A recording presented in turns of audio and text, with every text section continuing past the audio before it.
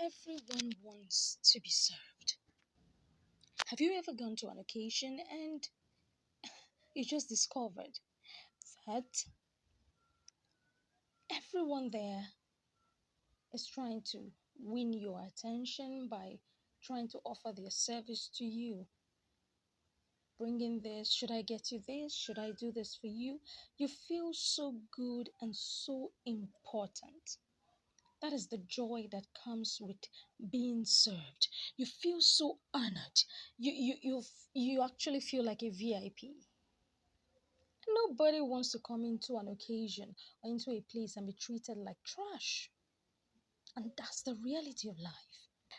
I just coming home on a particular day, I was just walking down from a place of work and I got to understand something. This scripture was just popping into my heart. And I was made to understand something very important, and that's what I want to share with you. Now, being served is a good thing, but do you know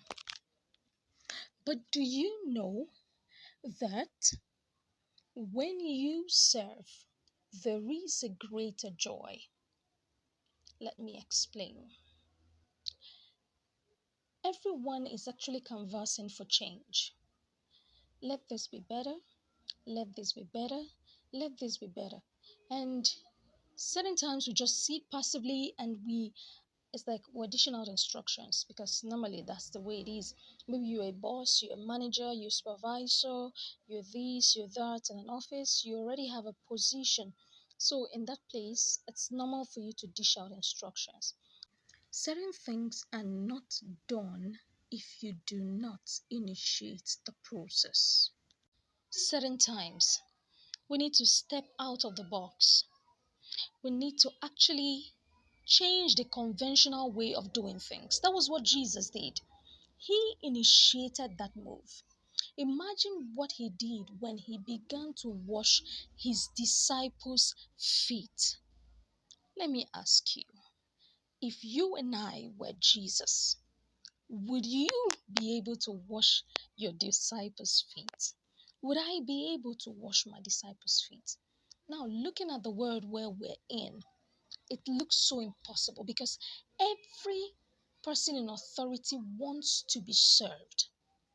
But Jesus in Luke 9 and in Mark 9, around Mark 9, about 33 to 34, thereabout, was making them understand. He said, if you want to be the greatest, then you have to be the least. Was he talking about you belittling yourself? No. He simply was trying to make us understand there's a posture our heart needs to take in order for us to attain greatness God's way. Now, some persons humble themselves for eye service. That is not what he was talking about. Some humble themselves just to achieve a particular goal that they already have or they're aiming at. That is not what he's talking about.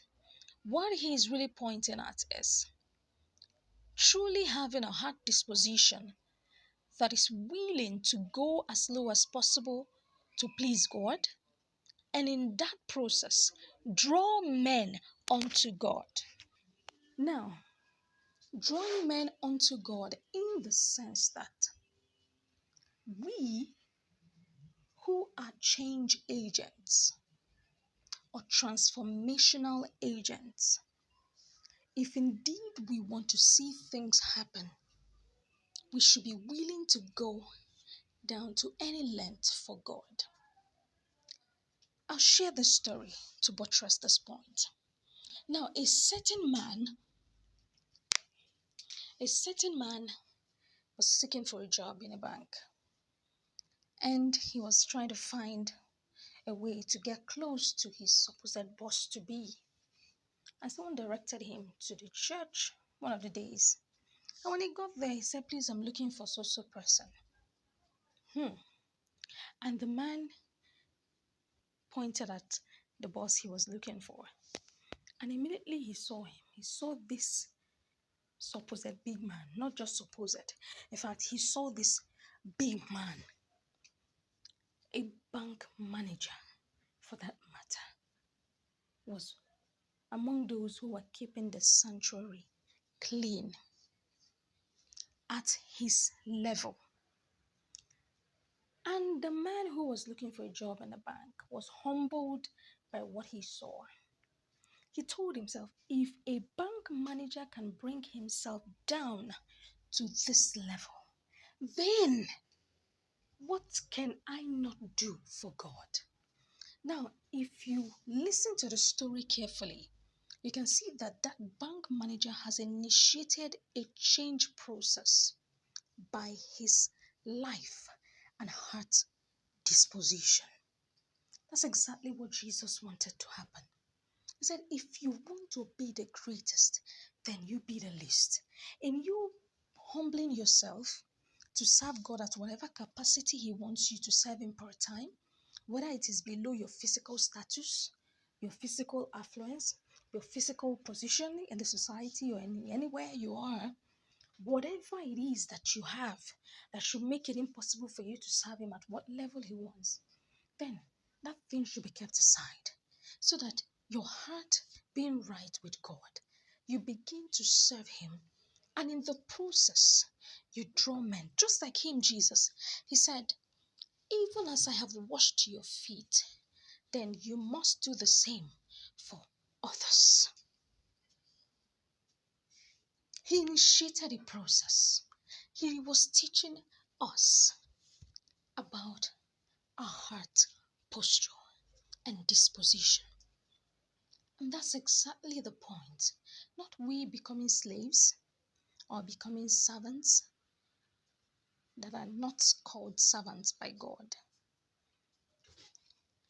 but we humbling ourselves to serve God in whatever capacity He wants us per time. Now, round up with the story. A very wonderful man of God was sharing with us, someone very close to me, and he was telling us about his experience. While they were youth, he went for, I think, a student conference or a conference of Scripture Union. Something happened. He said he got there. He saw so many great people. They didn't know. In Scripture Union, it doesn't matter what you are in the society. What you're called is what? Brother or sister. And so he saw some of them welcoming them to the program. Some were like, oh, what are you going to eat? Where, okay, this is your room. This is your space. Please make yourself comfortable. Should I get you this? Should I get you that? And he said they were wowed. The hospitality was overwhelming. But something happened. He said they didn't know. They just felt it was just brothers.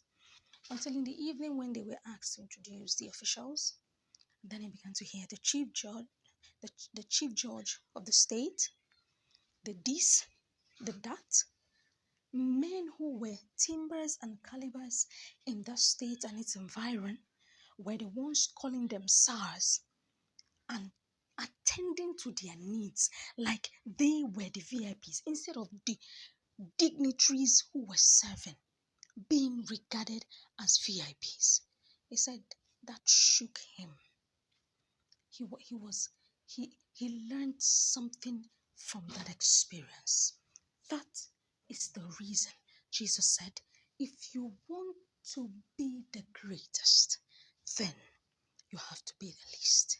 In being the least, you are showing others what it should be to cause change in your world and the world.